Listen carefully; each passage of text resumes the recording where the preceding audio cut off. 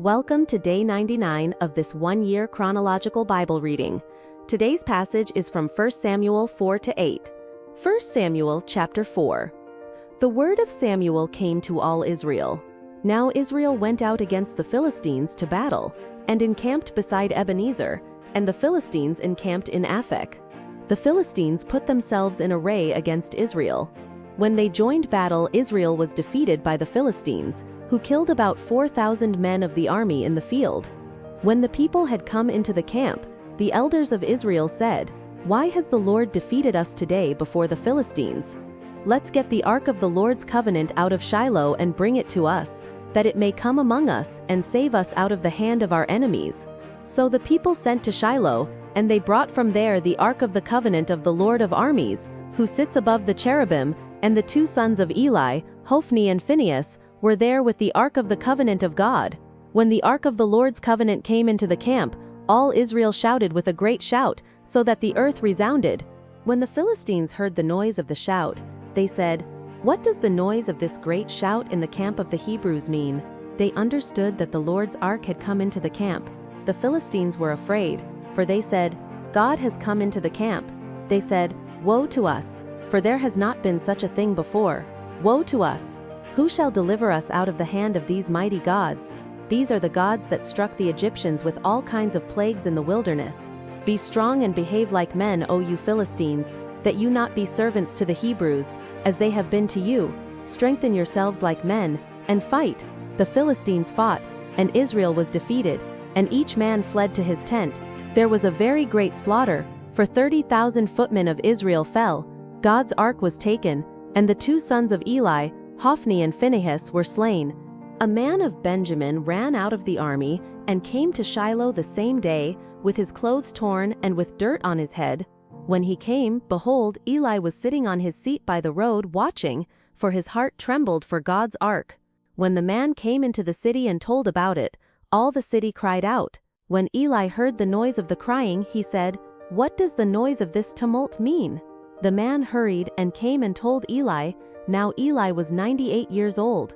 His eyes were set, so that he could not see. The man said to Eli, "I am he who came out of the army, and I fled today out of the army." He said, "How did the matter go, my son?" He who brought the news answered, "Israel has fled before the Philistines, and there has been also a great slaughter among the people. Your two sons also, Hophni and Phinehas, are dead, and God's ark has been captured." When he made mention of God's ark, Eli fell from off his seat backward by the side of the gate, and his neck broke and he died, for he was an old man and heavy. He had judged Israel 40 years. His daughter-in-law Phinehas's wife was with child, near to giving birth. When she heard the news that God's ark was taken, and that her father-in-law and her husband were dead, she bowed herself and gave birth, for her pains came on her. About the time of her death, the women who stood by her said to her, "Don't be afraid, for you have given birth to a son." But she didn't answer, neither did she regard it. She named the child Ichabod, saying, "The glory has departed from Israel, because God's ark was taken, and because of her father-in-law and her husband." She said, "The glory has departed from Israel, for God's ark has been taken." 1 Samuel chapter 5. Now the Philistines had taken God's ark, and they brought it from Ebenezer to Ashdod. The Philistines took God's ark, and brought it into the house of Dagon, and set it by Dagon. When the people of Ashdod arose early on the next day, behold, Dagon had fallen on his face to the ground before the Lord's ark. They took Dagon and set him in his place again. When they arose early on the following morning, behold, Dagon had fallen on his face to the ground before the Lord's ark. And the head of Dagon and both the palms of his hands were cut off on the threshold. Only Dagon's torso was intact. Therefore neither the priests of Dagon nor any who come into Dagon's house step on the threshold of Dagon in Ashdod to this day. But the Lord's hand was heavy on the people of Ashdod, and he destroyed them and struck them with tumors, even Ashdod and its borders. When the men of Ashdod saw that it was so, they said, "The ark of the God of Israel shall not stay with us, for his hand is severe on us, and on Dagon our God." They sent therefore and gathered together all the lords of the Philistines, and said, "What shall we do with the ark of the God of Israel?" They answered, "Let the ark of the God of Israel be carried over to Gath." They carried the ark of the God of Israel there. It was so that after they had carried it there, the Lord's hand was against the city with a very great confusion, and he struck the men of the city both small and great, so that tumors broke out on them. So they sent God's ark to Ekron. As God's ark came to Ekron, the Ekronites cried out, saying, "They have brought the ark of the God of Israel here to us, to kill us and our people." They sent therefore and gathered together all the lords of the Philistines, and they said, "Send the ark of the God of Israel away, and let it go again to its own place, that it not kill us and our people." For there was a deadly panic throughout all the city. The hand of God was very heavy there. The men who didn't die were struck with the tumors, and the cry of the city went up to heaven. 1 Samuel chapter 6. The Lord's ark was in the country of the Philistines 7 months. The Philistines called for the priests and the diviners, saying, "What shall we do with the Lord's ark? Show us how we should send it to its place." They said, "If you send away the ark of the God of Israel, don't send it empty, but by all means return a trespass offering to him. Then you will be healed, and it will be known to you why his hand is not removed from you." Then they said, "What should the trespass offering be which we shall return to him?" They said, 5 golden tumors and 5 golden mice, for the number of the lords of the Philistines, for one plague was on you all, and on your lords. Therefore you shall make images of your tumors and images of your mice, that mar the land, and you shall give glory to the God of Israel. Perhaps he will release his hand from you, from your gods, and from your land. Why then do you harden your hearts as the Egyptians and Pharaoh hardened their hearts? When he had worked wonderfully among them, didn't they let the people go and they departed? Now therefore take and prepare yourselves a new cart and 2 milk cows on which there has come no yoke, and tie the cows to the cart and bring their calves home from them, and take the Lord's ark and lay it on the cart. Put the jewels of gold which you return him for a trespass offering in a box by its side, and send it away that it may go. Behold, if it goes up by the way of its own border to Beth Shemesh, then he has done us this great evil, but if not, then we shall know that it is not his hand that struck us. It was a chance that happened to us." The men did so, and took 2 milk cows and tied them to the cart, and shut up their calves at home. They put the Lord's ark on the cart, and the box with the golden mice and the images of their tumors. The cows took the straight way by the way to Beth Shemesh. They went along the highway, lowing as they went, and didn't turn away to the right hand or to the left, and the lords of the Philistines went after them to the border of Beth Shemesh.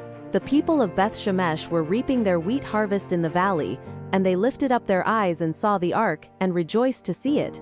The cart came into the field of Joshua of Beth Shemesh, and stood there, where there was a great stone. Then they split the wood of the cart, and offered up the cows for a burnt offering to the Lord. The Levites took down the Lord's ark, and the box that was with it, in which the jewels of gold were, and put them on the great stone, and the men of Beth Shemesh offered burnt offerings and sacrificed sacrifices the same day to the Lord. When the 5 lords of the Philistines had seen it, they returned to Ekron the same day. These are the golden tumors which the Philistines returned for a trespass offering to the Lord, for Ashdod 1, for Gaza 1, for Ashkelon 1, for Gath 1, for Ekron 1, and the golden mice, according to the number of all the cities of the Philistines belonging to the 5 lords, both of fortified cities and of country villages, even to the great stone on which they set down the Lord's ark. That stone remains to this day in the field of Joshua of Beth Shemesh. He struck of the men of Beth Shemesh, because they had looked into the Lord's ark. He struck 50,070 of the men. Then the people mourned, because the Lord had struck the people with a great slaughter. The men of Beth Shemesh said, "Who is able to stand before the Lord, this holy God? To whom shall he go up from us?" They sent messengers to the inhabitants of Kiriath-Jearim, saying, "The Philistines have brought back the Lord's ark. Come down and bring it up to yourselves." 1 Samuel chapter 7. The men of Kiriath-Jearim came and took the Lord's ark, and brought it into Abinadab's house on the hill, and consecrated Eleazar his son to keep the Lord's ark. From the day that the ark stayed in Kiriath-Jearim, the time was long, for it was 20 years, and all the house of Israel lamented after the Lord. Samuel spoke to all the house of Israel, saying, "If you are returning to the Lord with all your heart, then put away the foreign gods and the Ashtaroth from among you, and direct your hearts to the Lord, and serve him only, and he will deliver you out of the hand of the Philistines." Then the children of Israel removed the Baals and the Ashtaroth, and served the Lord only. Samuel said, "Gather all Israel to Mizpah, and I will pray to the Lord for you." They gathered together to Mizpah, and drew water, and poured it out before the Lord, and fasted on that day, and said there, "We have sinned against the Lord." Samuel judged the children of Israel in Mizpah. When the Philistines heard that the children of Israel were gathered together at Mizpah, the lords of the Philistines went up against Israel. When the children of Israel heard it, they were afraid of the Philistines. The children of Israel said to Samuel, "Don't stop crying to the Lord our God for us, that he will save us out of the hand of the Philistines." Samuel took a suckling lamb, and offered it for a whole burnt offering to the Lord. Samuel cried to the Lord for Israel, and the Lord answered him. As Samuel was offering up the burnt offering, the Philistines came near to battle against Israel. But the Lord thundered with a great thunder on that day, on the Philistines, and confused them, and they were struck down before Israel. The men of Israel went out of Mizpah, and pursued the Philistines, and struck them until they came under Beth-kar. Then Samuel took a stone, and set it between Mizpah and Shen, and called its name Ebenezer, saying, "The Lord helped us until now." So the Philistines were subdued, and they stopped coming within the border of Israel. The Lord's hand was against the Philistines all the days of Samuel. The cities which the Philistines had taken from Israel were restored to Israel, from Ekron even to Gath, and Israel recovered its border out of the hand of the Philistines.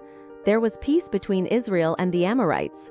Samuel judged Israel all the days of his life. He went from year to year in a circuit to Bethel, Gilgal, and Mizpah, and he judged Israel in all those places. His return was to Ramah, for his house was there, and he judged Israel there, and he built an altar to the Lord there. 1 Samuel chapter 8. When Samuel was old, he made his sons judges over Israel. Now the name of his firstborn was Joel, and the name of his second, Abijah. They were judges in Beersheba. His sons didn't walk in his ways, but turned away after dishonest gain, took bribes, and perverted justice. Then all the elders of Israel gathered themselves together, and came to Samuel to Ramah. They said to him, "Behold, you are old, and your sons don't walk in your ways. Now make us a king to judge us like all the nations." But the thing displeased Samuel when they said, "Give us a king to judge us." Samuel prayed to the Lord. The Lord said to Samuel, "Listen to the voice of the people in all that they tell you, for they have not rejected you, but they have rejected me as the king over them. According to all the works which they have done since the day that I brought them up out of Egypt, even to this day, in that they have forsaken me, and served other gods, so they also do to you. Now therefore, listen to their voice. However, you shall protest solemnly to them, and shall show them the way of the king who will reign over them." Samuel told all the Lord's words to the people who asked him for a king. He said, "This will be the way of the king who shall reign over you. He will take your sons and appoint them as his servants, for his chariots and to be his horsemen, and they will run before his chariots. He will appoint them to him for captains of thousands and captains of 50s, and he will assign some to plow his ground and to reap his harvest, and to make his instruments of war and the instruments of his chariots. He will take your daughters to be perfumers, to be cooks, and to be bakers. He will take your fields, your vineyards, and your olive groves, even your best, and give them to his servants. He will take 1/10 of your seed and of your vineyards and give it to his officers and to his servants. He will take your male servants, your female servants, your best young men, and your donkeys, and assign them to his own work. He will take 1/10 of your flocks, and you will be his servants. You will cry out in that day because of your king, whom you will have chosen for yourselves, and the Lord will not answer you in that day." But the people refused to listen to the voice of Samuel, and they said, "No, but we will have a king over us, that we also may be like all the nations, and that our king may judge us, and go out before us, and fight our battles." Samuel heard all the words of the people, and he rehearsed them in the ears of the Lord. The Lord said to Samuel, "Listen to their voice, and make them a king." Samuel said to the men of Israel, "Everyone go to your own city." Thank you for joining. Until tomorrow, have a great day. Blessings.